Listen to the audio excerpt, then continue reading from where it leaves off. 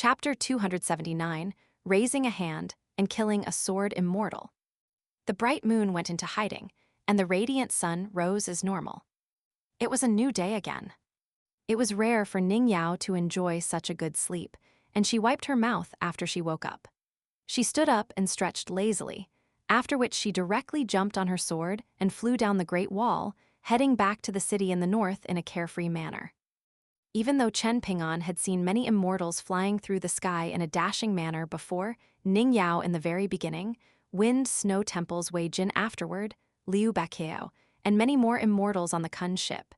He still felt like Ning Yao's figure was extremely refreshing when she flew on her sword, no matter how many times he looked at her. Of course, he felt envious of her as well. Chen Ping'an returned to the small thatched cottage and ate some breakfast. Afterward, he walked along the northern parapet from left to right, practicing walking meditation and fist techniques as he did so. He was very adept at this already, and he could complete this training with his eyes closed the entire time. Before leaving, Ning Yao had told him that she might not have the time to visit him on the city wall today. Thus, Chen Ping'an brought some food with him and planned to walk further down the wall this time. Perhaps because he had been too close to the old sword Immortal's cultivation space before, there had been very few sword cultivators in the area. While training near the thatched cottage, Chen Ping'an had only come across the old sword Immortal with the surname Qi and Lord Hidden Official, the little girl who had killed the most middle 5-tier demons on the sword Qi Great Wall. After walking down the right side of the Great Wall for an entire day, Chen Ping'an came across many more sword cultivators, old and young, male and female. Some were youths coming to the Great Wall to absorb sword intent and temper their sword Dao, and these individuals would often practice sword techniques by themselves or silently comprehend Dao. There were also some sword cultivators who patrolled the Great Wall in groups. However, without exception, not a single person greeted Chen Ping'an when they saw the young boy with a sword case on his back practicing fist techniques. There was only indifference in their eyes. Only after experiencing this did Chen Ping'an finally understand the old sword Immortal's words somewhat. Here on the Great Wall, it was best not to cause trouble for others or oneself. Noon arrived, and Chen Ping'an sat on the parapet and ate the dried meat and desserts that Ning Yao had given him. He chewed slowly, and he saw a group of 20 or so young boys and young girls walking over from the distance. Their sword strikes were intense and orderly, and their movements agile and energetic. Their sword techniques were artful yet simple, and their sword intent leaned toward deadly and dark. There was a middle-aged sword cultivator with a single arm nimbly walking behind the formation of youths and providing them with guidance. They were most likely young descendants from the same clan cultivating and training together.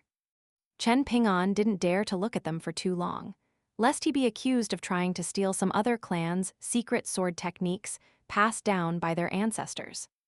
The middle-aged sword cultivator with a single arm glanced at Chen Ping'an and pondered for a brief moment. He then gestured with his hand, causing the group of young sword cultivators to cheer with joy as they rapidly stopped their cultivation. They broke up into smaller groups of 2 or 3 and sat down on the city wall. Another group of people who had been following the young sword cultivators from a distance immediately removed the bags from their backs and brought lunch over for the young boys and young girls. They were extremely respectful, and everything seemed natural and justified. Ning Yao had told him that there was a very strict hierarchy at the sword Qi Great Wall. People placed heavy emphasis on clan lineage and meritorious service. An example of this was Lord Hidden Official. Hidden Official was obviously not a surname. Instead, it was a strange official position with an ancient history that no one really knew about. In any case, the title of Hidden Official was hereditary, and those with the title were responsible for supervising the army, convicting criminals, rendering punishment, and so on. However, many clan leaders in the past had been weak and incompetent, becoming nothing more than a long shadow dragging over the north of the sword Qi Great Wall.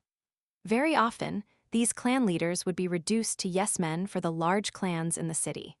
However, the current Lord Hidden Official was very different. She was publicly recognized as the fourth in command in the sword Qi Great Wall. During the 13 battles with the demon tribe, This short-tempered little girl had participated in the first battle and caused her opponent, a powerful great demon with extraordinary combat power, to directly surrender and leave the battlefield. Enraged by this result, the little girl had chaotically smashed and pummeled the battlefield for 15 minutes. However, the Sword Chi Great Wall and the demon tribe had done nothing as they watched her vent her anger. Both sides were already accustomed to her antics. After Ning Yao told him a few things about the events of the 13 battles, Chen Ping'an committed all of the powerful cultivators from both sides to memory. The naturalist cultivator from the Liu clan stood out from the rest, with the naturalist teaching described as one that influenced half the results. Both sides had only found out their opponent's order of cultivators at the very last moment. However, another silent yet turbulent battle had most likely been taking place the entire time beforehand. Lord Hidden Official had made a good start for the human tribe. However, the Sword Chi Great Wall had fallen apart during the battles in the middle stages, almost collapsing once and for all. Fortunately, Arliang had swooped in and saved the day, bringing the battles to a victorious end. After eating lunch, Chen Ping'an stood up and continued to walk forward as he practiced his fist techniques. During this time, he saw the old man with the surname Qi again. However, there was a handsome middle-aged man beside the old sword Immortal, and the latter's aura was concealed while the former's aura was flourishing. On the surface, it looked as if the middle-aged man were superior to the old sword Immortal. Chen Ping'an didn't walk over to speak with them. Instead, he simply stopped his walking meditation before slightly bowing his head and cupping his fists in greeting. The old sword Immortal smiled and nodded in acknowledgement. However, he didn't engage in idle chatter with the young boy from outside of town either. Afterward, Chen Ping'an came across 2 young and strong sword cultivators who were drinking on the parapet, as well as a single-armed young girl standing on the parapet with an extremely large sword in hand. She was standing there, unmoving. Chen Ping'an silently jumped down the parapet when he saw them, taking a detour along the carriageway.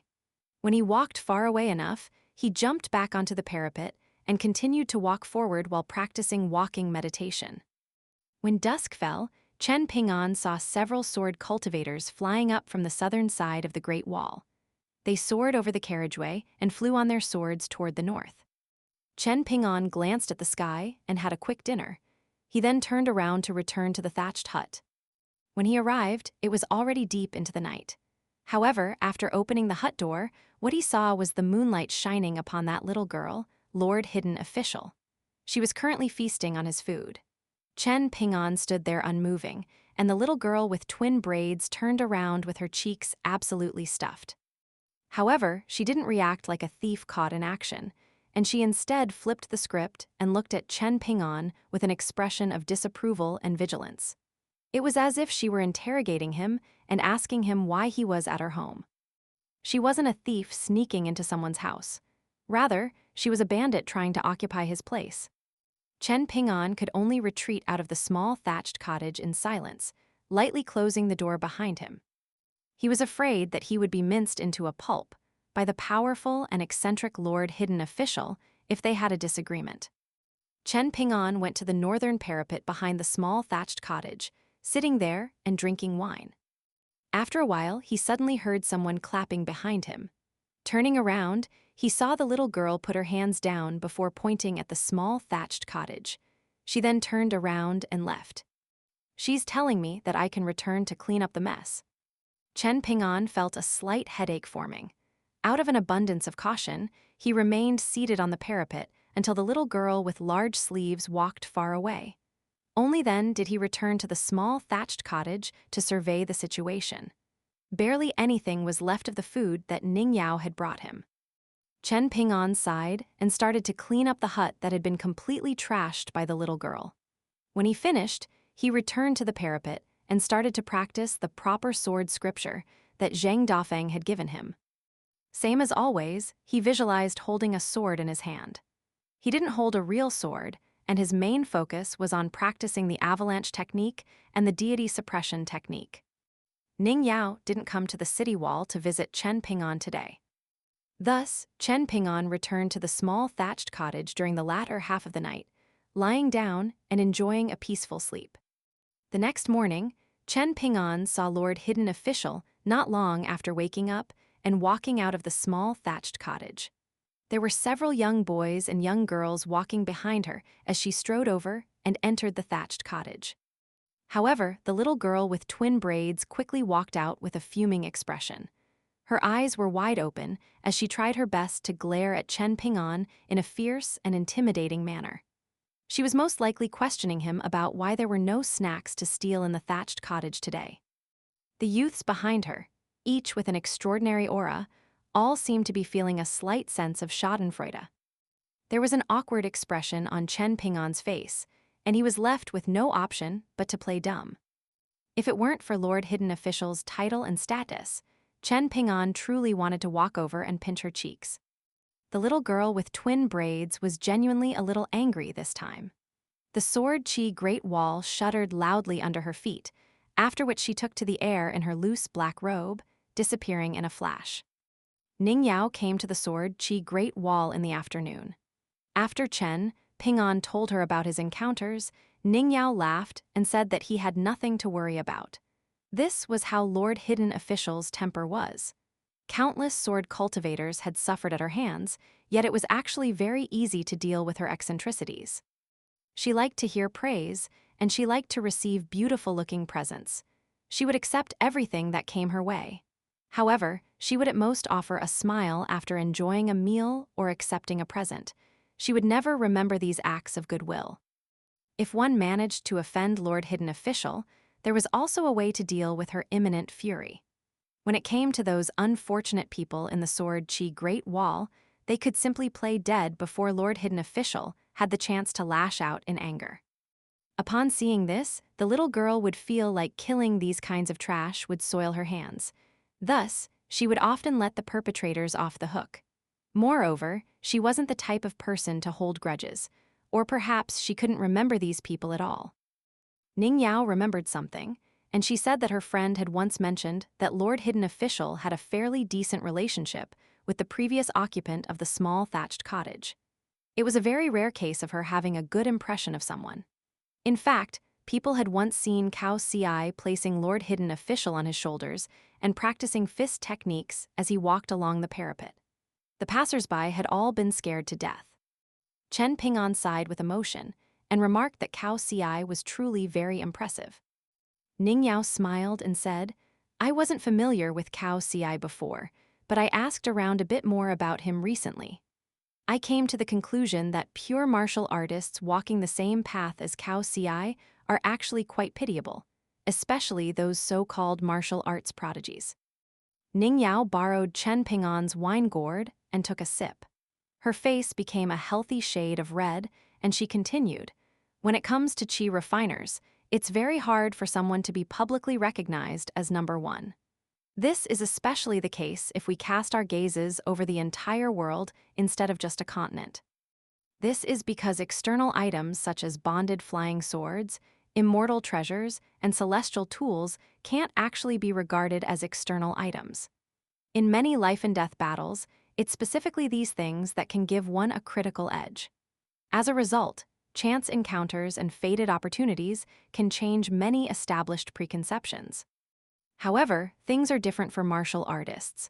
Martial artists seldom rely on external items, and many even detest such external items. It's because of this that people talk about no second in fist techniques. Victory and defeat are often very easy to guess. Chen Ping'an nodded in agreement. He had once come across Song Changing in Clay Vase Alley, and he had trained with Qi Chan's grandfather in the bamboo building afterward. There was also Zheng Dafeng striving for the heavens after breaking through to the next tier with much difficulty. From these powerful cultivators, he could clearly feel how martial artists were starkly different from immortals from the mountains. Their ambitious and domineering auras as grandmasters were especially evident. Ning Yao returned the wine gourd to Chen Ping'an and said, "In fact, that's only half of my conclusion. You might feel like Cao Ci is very impressive, but I feel like you're even more impressive." A silly smile spread across Chen Ping'an's face. The girl he loved was calling him impressive, so was this not impressive in and of itself? This is because few martial artists in the same generation can rival Cao Ci. This is a certainty. Ning Yao revealed in a serious tone. No one has truly experienced Cao Ci's aura of so-called invincibility before. However, not only did you fight with him, but you fought 3 battles in a row. Even though you lost all 3 battles, it was truly a feat for you to remain undefeated in the battle of mental states. Ning Yao coughed and sat up straight, patting Chen Ping'an's shoulder and praising, "This is a very difficult feat. You need to maintain this mentality and continue to strive forward." Seeing Ning Yao speak in such a solemn manner, Chen Ping'an had initially been treating this with relative seriousness.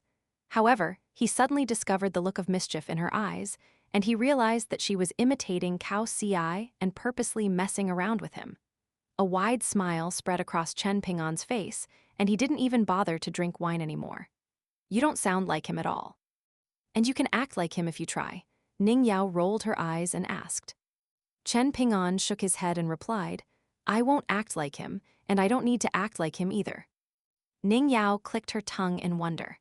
It was hard to say whether she was doing so in admiration or amusement. Chen Ping'an chuckled coldly in reply. However, just how smart was Ning Yao? She immediately knew that Chen Ping'an was imitating her response back in Stork Inn.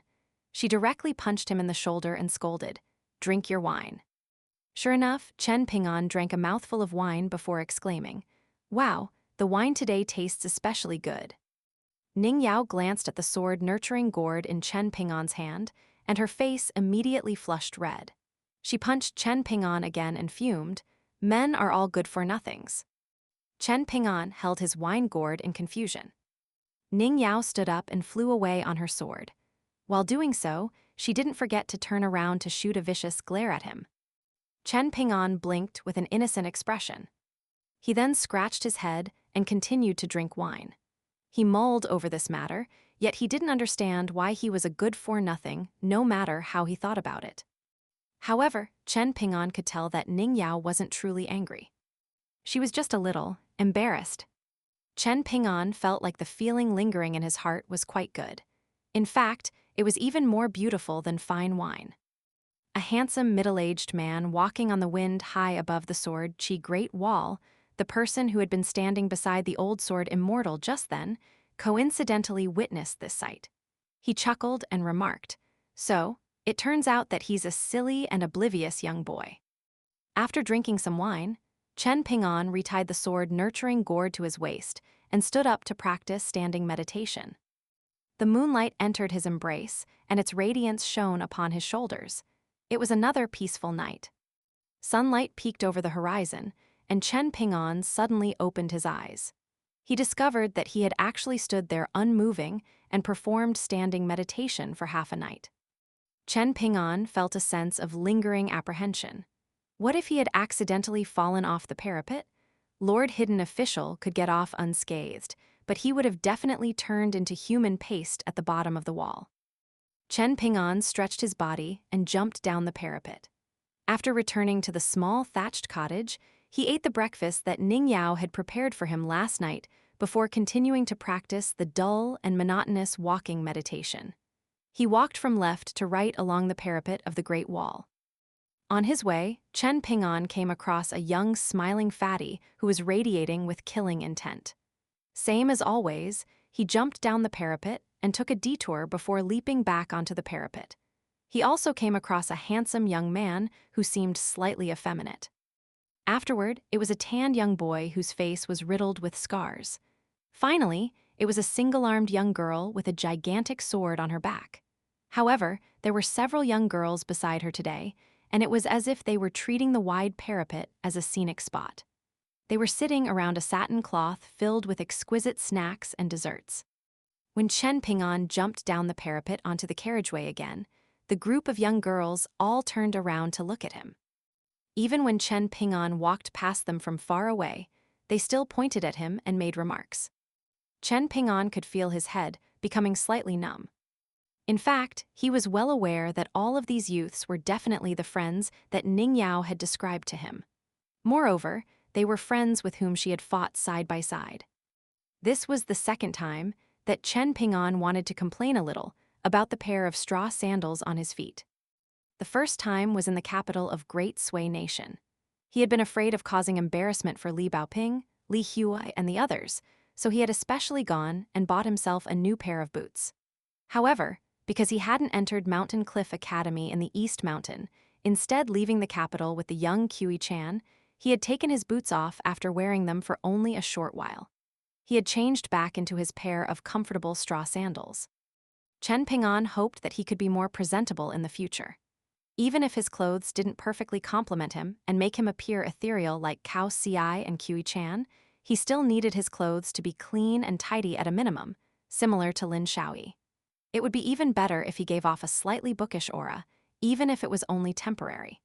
He would also put a jade hairpin in his hair, and the sword-nurturing gourd by his waist could remain where it was. The sword case on his back could remain as well. Chen Ping'an continued to walk forward, sighing in his mind and feeling a slight sense of regret. However, he suddenly started to chuckle after walking for a while, and he lifted a foot and lowered his head to glance at the straw sandal.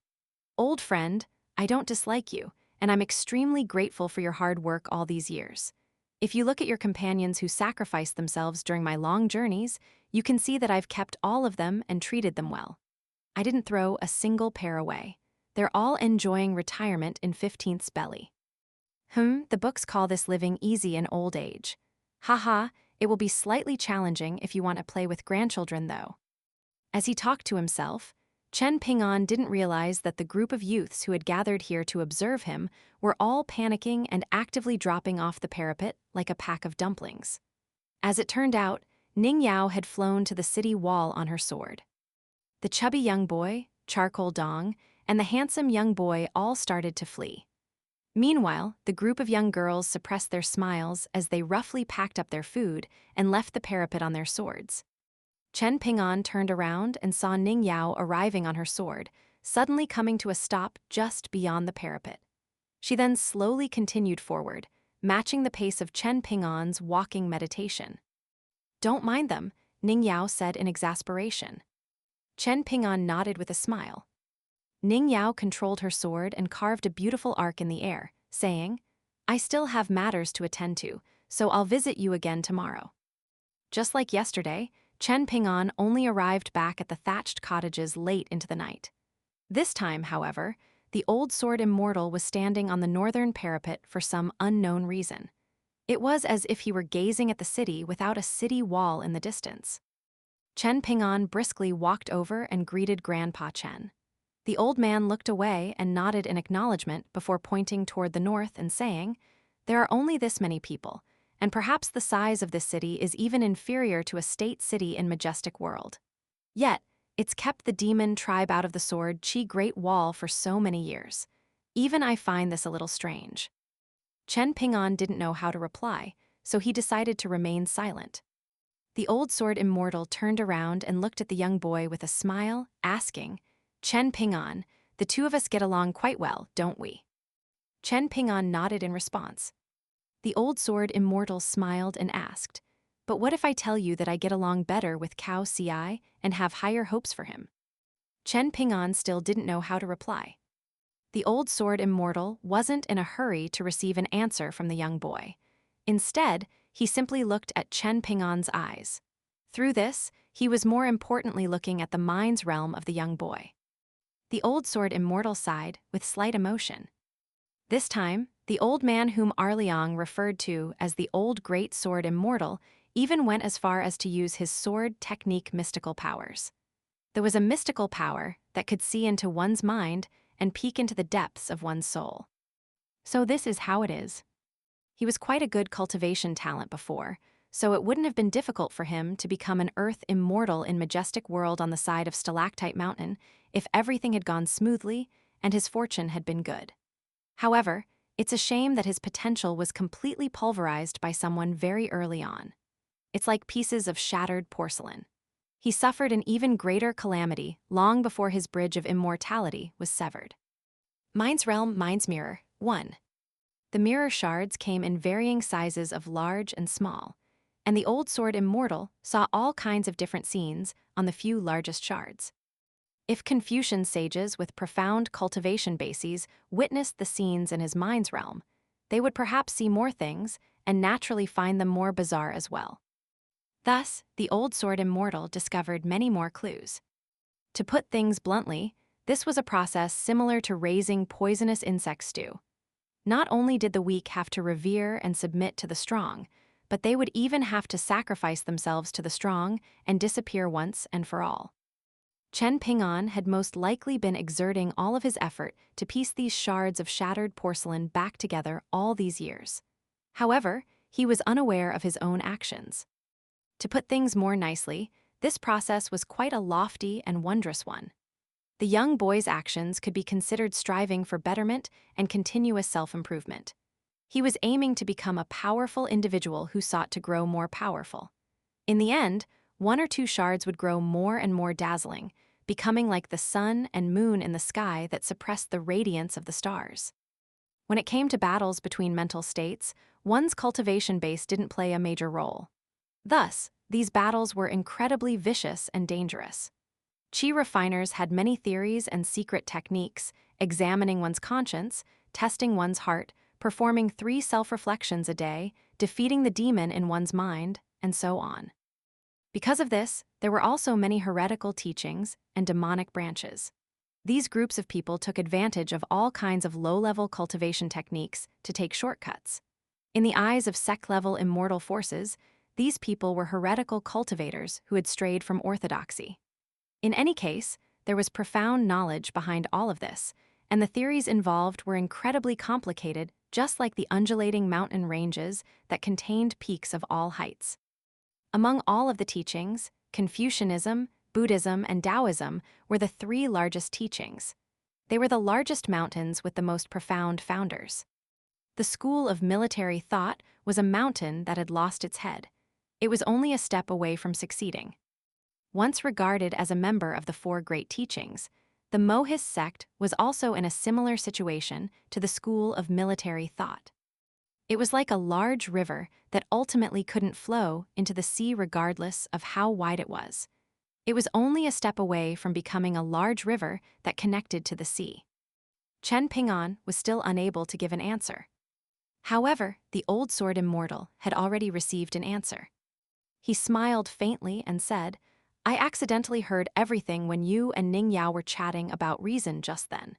Do you want to hear some ramblings from a person who has experienced many things?" Chen Ping'an resolutely nodded in response. The old sword Immortal smiled and offered, "I can tell you a secret that's both reasonable and can allow you to lead a decent life. You definitely won't stifle yourself to death in the future." Chen Ping'an's eyes lit up and he exclaimed, "Please tell me, old senior."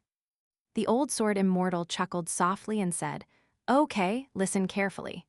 When you encounter situations like this, you should tell yourself." The old sword Immortal paused for a moment before continuing, "I blah blah blah. For example, I Chen Qingdu you can say, I Chen Ping'an." After saying this, the old man started to chuckle to himself. Chen Ping'an also started to chuckle. In the end, the old sword Immortal clasped his hands behind his back, slightly hunched as he gazed at the peaceful city with a calm expression. "I've spoken reason everywhere, and I've spoken reason regarding all matters. I've already spoken enough reason in my life. I have a clear conscience. However, you people are still so pathetic. I'm sorry, but I'm not going to speak reason with you people this time." Chen Ping'an quietly listened to the old sword Immortal's words. The old sword Immortal squinted his eyes and said in reminder, "Of course, you can't do this too many times. However, it's definitely okay to do this once or twice every 100 years. For example, like this." The old sword Immortal slowly extended a hand toward the north. It was only a casual motion, yet it was as if the colossal night sky above the sword Qi Great Wall were being torn apart. A brilliant radiance instantly erupted, and then shrunk to the size of an extremely thin ray. This ray of light was incredibly bright, and it descended from the sky and smashed into some place in the city, causing countless rays of golden light to explode from the earth. From a distance, it was as if the golden body of an upper 5-tier sword Immortal was crumbling at this moment. Chen Ping'an's jaw dropped when he saw this. The old sword Immortal chuckled and said, "Drink some wine to calm down." Chen Ping'an dazedly grabbed his wine gourd and offered it to the old sword Immortal. Chen Qingdu was only teasing the young boy beside him, so he didn't reach over to grab the sword-nurturing gourd. He turned around and bobbed his head as he slowly walked forward. He then lightly jumped down the parapet and murmured to himself, "A silly girl has found herself a silly boy. What a perfect match." 1. Mind's realm and mind's mirror are homonyms in Chinese. 2. Refers to yanggu, a practice where poisonous insects such as centipedes, scorpions, spiders, etc. are placed together without food and forced to kill and eat each other.